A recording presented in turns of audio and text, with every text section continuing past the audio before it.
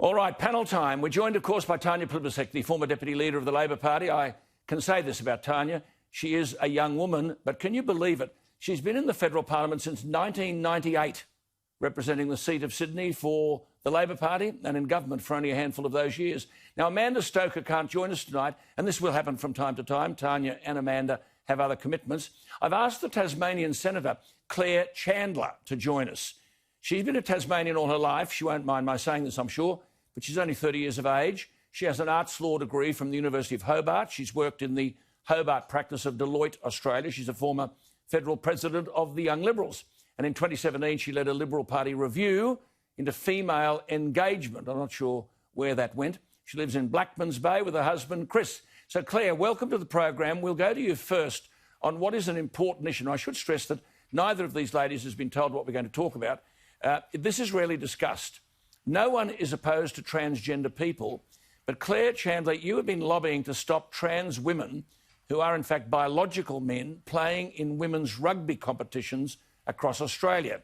And you've had a good deal to say about that. What is your position on this? I have had a good deal to say about this, Alan. The point I make is that we have women's sport for a genuine reason, and that is to enable women to compete on a fair, even and safe playing field.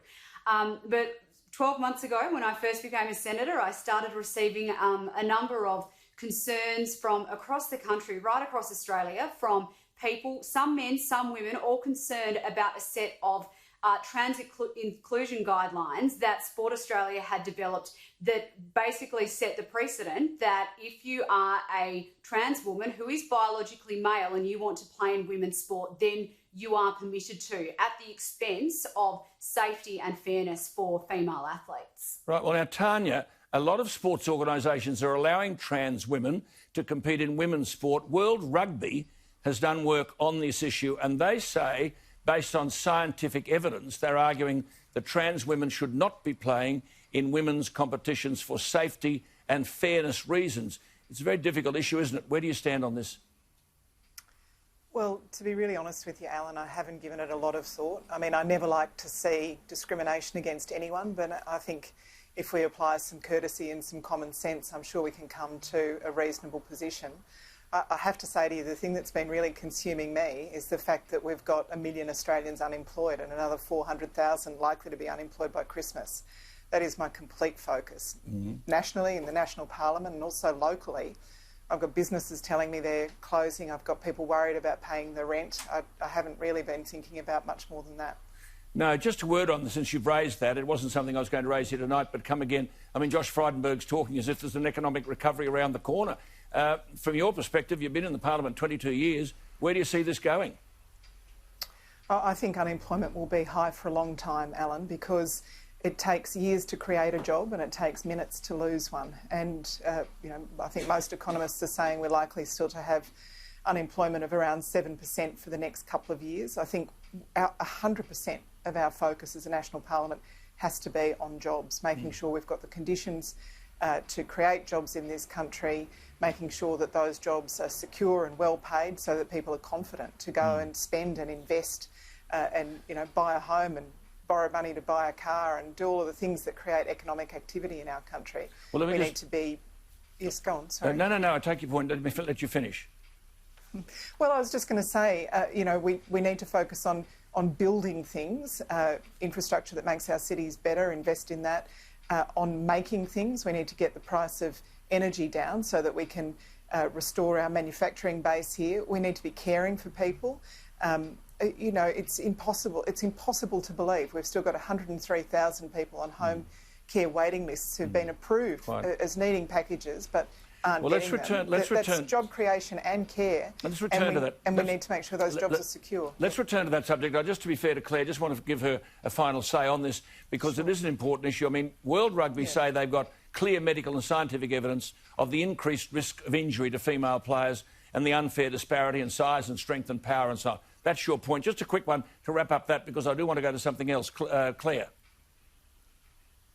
Oh, look, absolutely, Alan. You are completely correct. World Rugby has found that there is a 20 to 30% greater chance that a woman tackled by a trans woman who is biologically male on the sporting field will get injured as a result of that. So this is absolutely an issue that sporting codes across the country, particularly contact sporting codes, need to be looking at very closely. And I'm certainly putting the pressure on Rugby Australia to adopt the findings in the World Rugby report to ensure that women's sport in this country can be preserved for biological women, as it's very rightly determined to be. Right. OK, Tanya, let me go to you here about that point you just raised, the economy. The Premier of Western Australia, now no one can go into WA, the Premier of WA said on the 18th of March this year, if we close the borders to the east, what will happen to our markets of products and supply chains for important goods? March 18. Now he's completely changed his tune. On the same day, the Health Minister and the Deputy Premier, Roger Cook, questioned the constitutional validity of border closures, and he said in the Parliament, well, there is this little thing called the Constitution.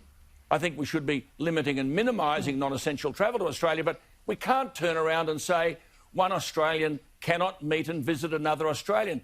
Tanya, can you understand from this why people don't trust politicians? I understand, Alan, what you're saying about the inconsistency between March and now, but of course we know a lot more about COVID-19 now than we knew in March. And I think everybody wants to see the borders reopened as quickly as possible, businesses back on their feet as quickly as possible.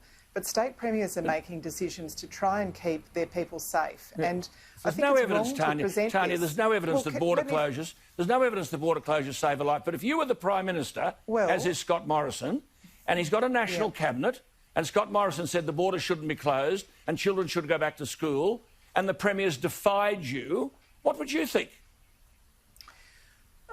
Well, Alan, I think the premiers are doing what they're doing on the best advice they've got. And I don't think we should try and make this a competition between the economy and health, because you look at the countries where this virus has really taken off in the community, their economies have been smashed. At the UK, France, Spain, the US, their economies have been Tanya, you and I don't agree on this. 99% of these cases are mild. You either believe the World Health Organisation figures or you don't. People have died. Yeah, I know, because we've betrayed them. 180,000 people so far. Hang on, Tanya. 180,000 people so far in the US have died. Tanya, I don't want to see that in Australia. I don't want to see that. Tanya, I commend a bit of reading to you. The Centre for Disease Control in America released a statement this week that only 6% of those who died in America died exclusively of coronavirus. There is a bias in the way things are being reported here, and the public aren't being told the truth. Could I just go to you, Claire, about this border business and premiers closing down borders? Your premier won't let anyone into Tasmania. That is correct, Alan. I mean, Tasmania is in a slightly different circumstance in that we do have a water border around our state that makes travel into Tasmania a little more difficult than if we were one of the mainland states. But look, I think it is a concern amongst small businesses in Tasmania, particularly, that the borders are, at the moment, it looks like going to stay closed until 1st of December. And I have a lot of small businesses contacting me with concerns about that. I mean, all of these things need to be considered within a suite of policies and processes to ensure that people stay safe and ensure that this disease doesn't spread any further. But I would certainly like to see more consideration given to the small business people whose trade is reliant, in many cases, on open borders. Well done. You've done very well tonight. Tanya, thank you for your time. We will come back. Always a pleasure, Alan. No, we will come back to that economy issue, and I agree with you. The economy issue is an enormous issue, and I'm not too sure anyone knows how we're going to get our way out of it, and I worry about the young ones. That's the concern. I've got a few ideas, Alan. I'll share them with you next week. OK, we promise it next week. Tanya Plibersek and Claire Chandler. Claire, a new senator from Tasmania.